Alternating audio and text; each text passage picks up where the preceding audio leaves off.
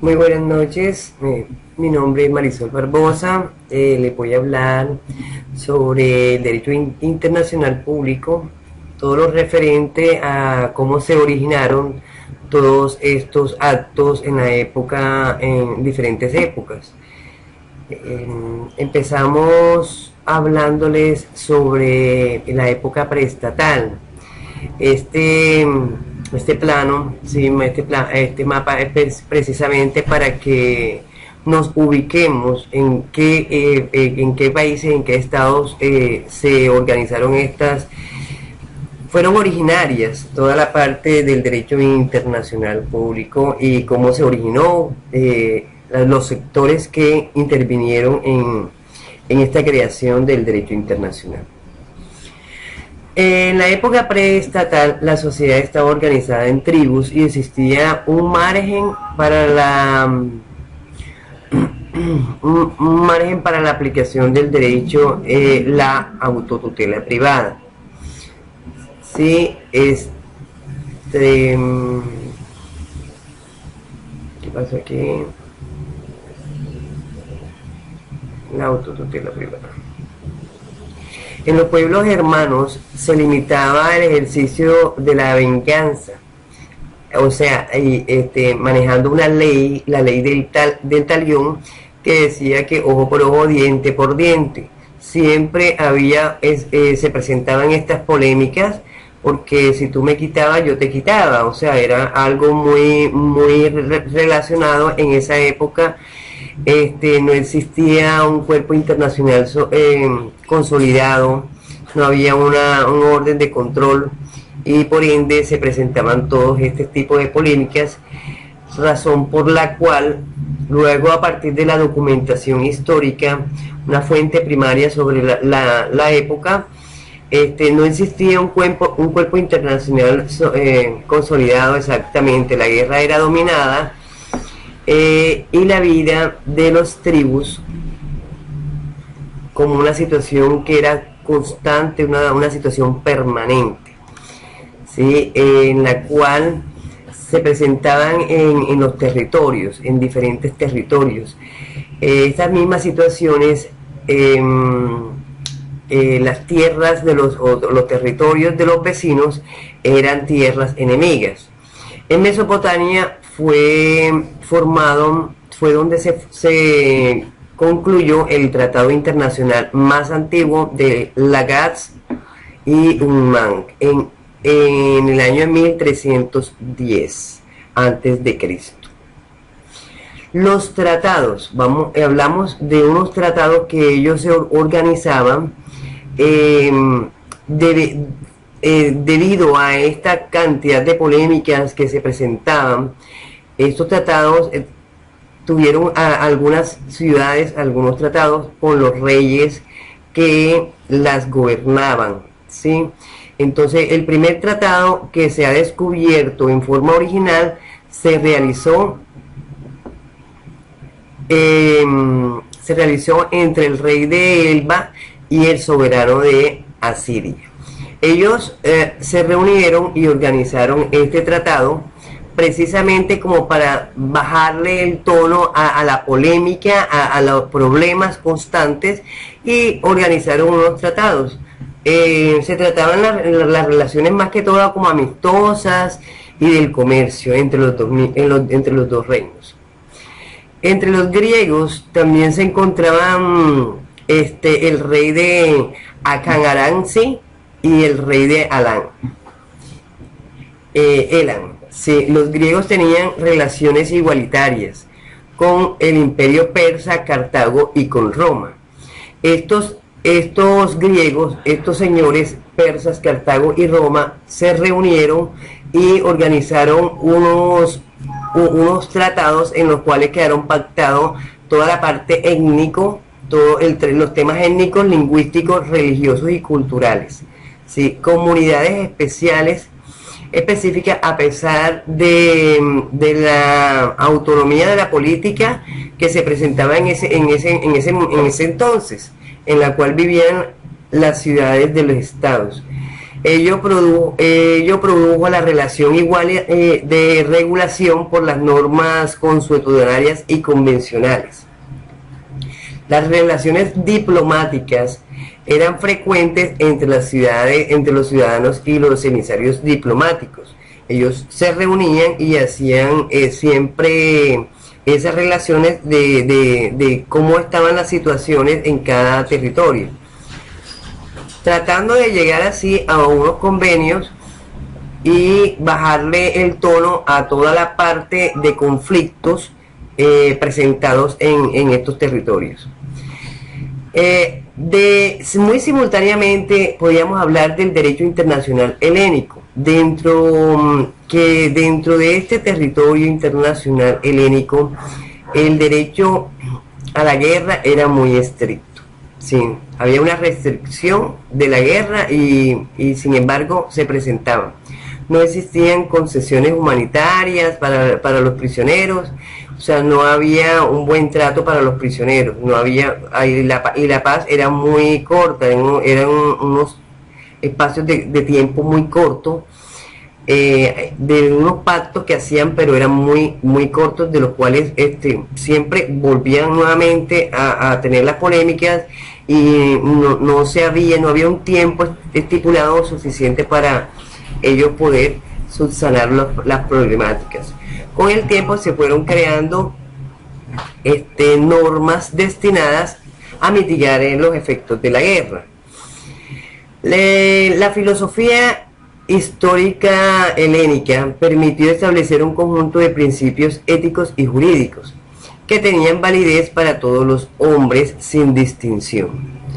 En el caso de los romanos fue el derecho interno el que posibilitó la construcción del derecho internacional.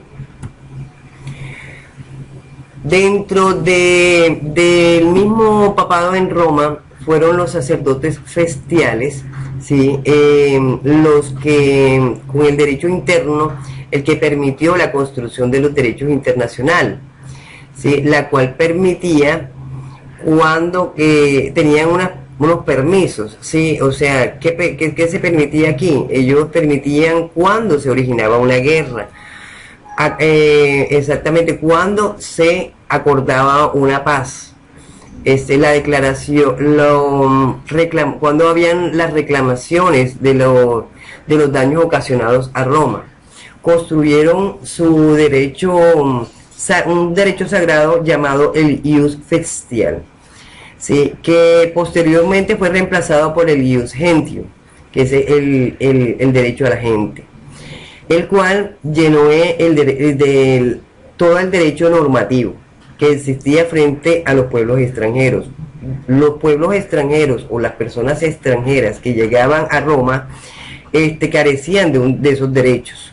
Por tal motivo, pensaron en ese momento la solución de este conflicto, porque estas personas extranjeras siempre estaban dentro de los territorios de ellos, y ahí donde se presentaban estas polémicas. Tenían que mirar cómo solucionar estas polémicas con estas personas que entraban a esos territorios, ¿sí? De tal manera que a través de esos tratados fueron organizando unos convenios y a través del ius gentium, que es precisamente el derecho a la gente. En los derechos internacional público hablamos de un concepto que es el conjunto de normas jurídicas que rigen las relaciones de los estados entre sí, y también las de estos con ciertas entidades que, sin ser estado, poseen personería jurídica internacional. ¿Qué quiere decir esto?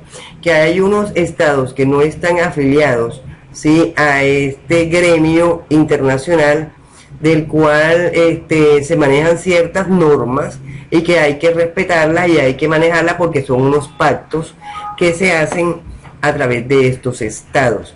Hay unos que no están afiliados, pero también, teniendo personería jurídica, pueden intervenir. En la Edad Media, la Iglesia ocupó un lugar muy destacado en la institución de la Edad Media. Ella también se feudalizó, ¿sí? el proceso que le originó diversas dificultades. Debido a esto hubo muchas dificultades y por tal motivo pues también se presentaron muchas polémicas y fueron yéndose, bajando un poquito del tono cuando ya aparece aquí la paz de Westfalia.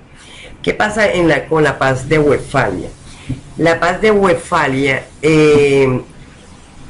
empiezan unos tratados que se forman a través de esta guerra, después de 30 años de guerra, ¿sí? Conflictos entre protestantes y católicos, porque la religión siempre estuvo atenta y estuvo como soberana, ¿sí?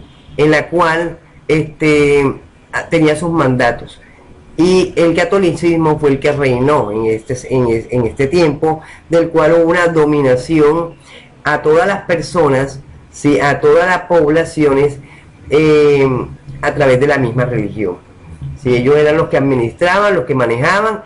Las polémicas se presentaban por diferentes religiones que también querían dominar, y ellos eran los que prácticamente interponían todas las normativas que ellos tenían. Sí, los representantes diplomáticos del Sacro Imperio Romano Germánico. Reunión de las ciudades en Osnabrück y Münster. También se lograron poner final a la guerra entre España y los 7 Países Bajos. En el segundo periodo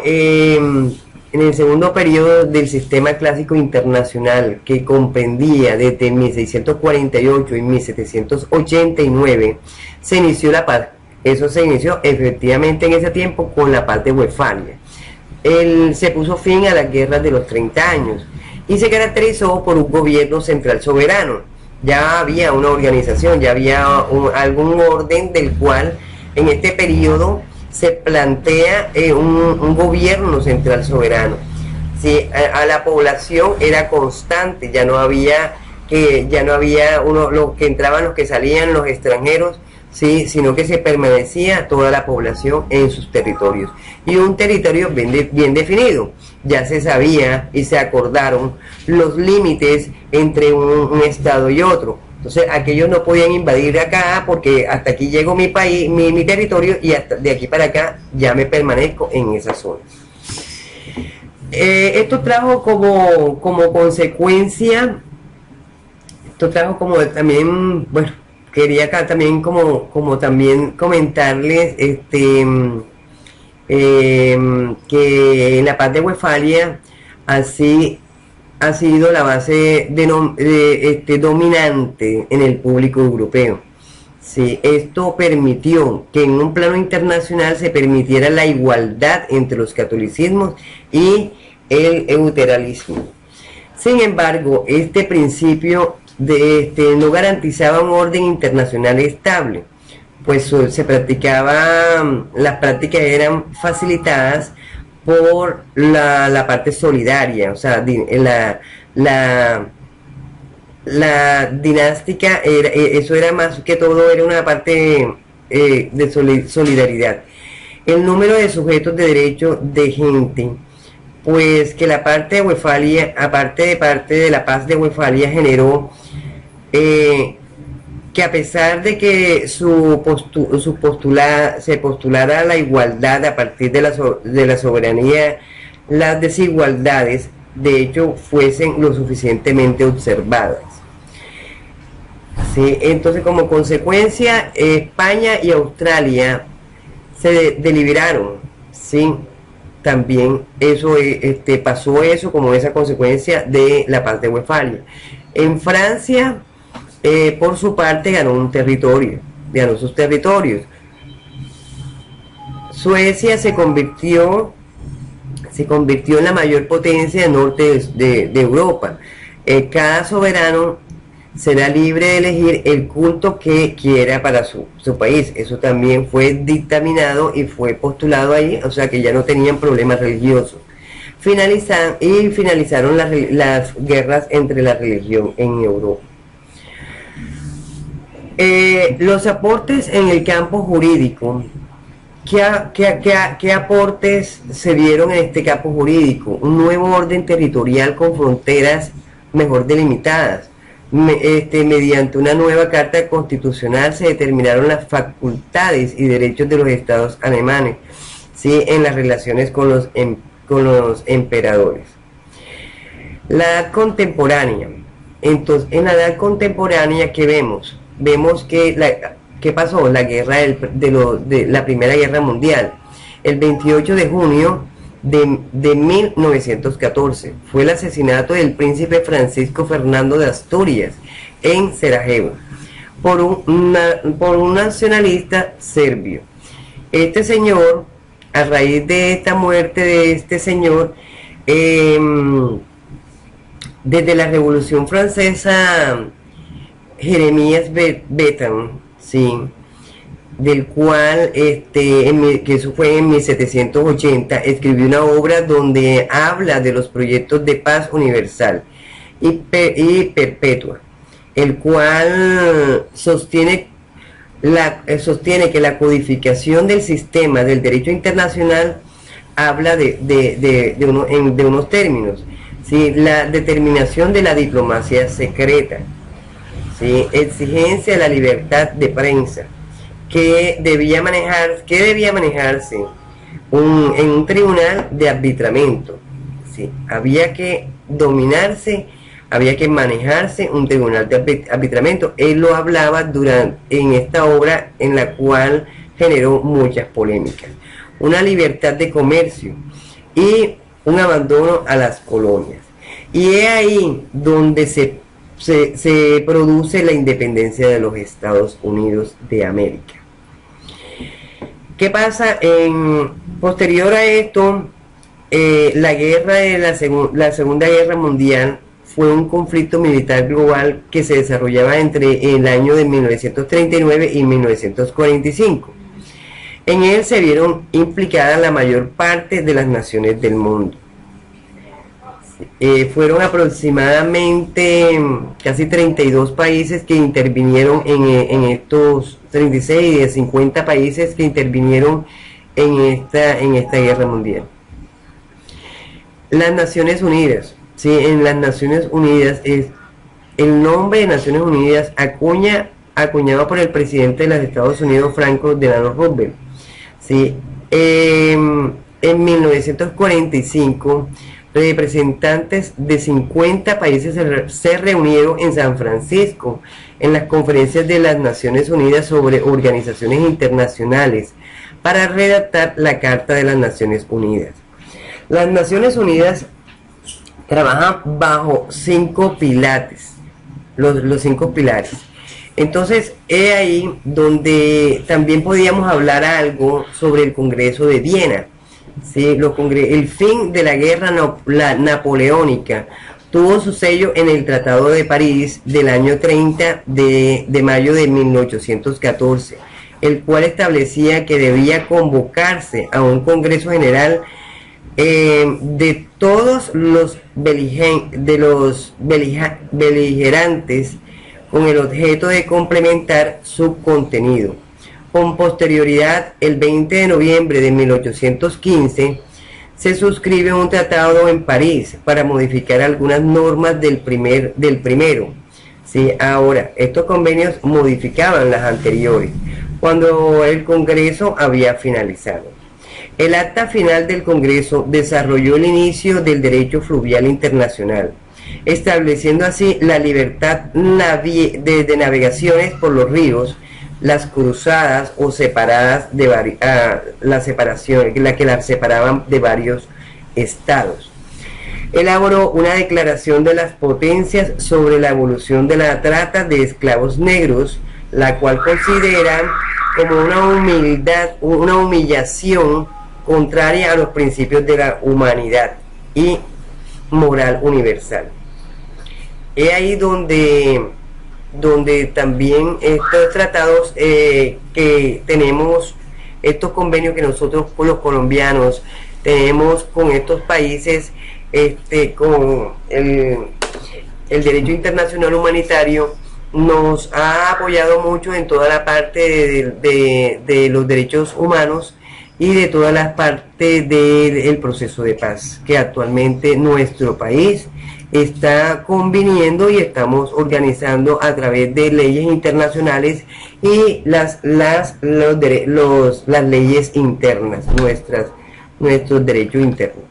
Entonces, amigos, con esta me despido y agradecida por su atención. Espero que con mi pequeña exposición les haya quedado muy claro y les haya gustado. Muchas gracias. Que pasen muy bien.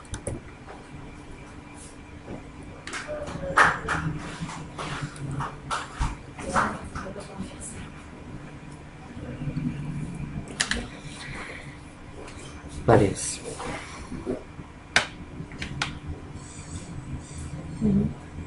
Ah, pero estoy esperando que ya me suelte lo que voy.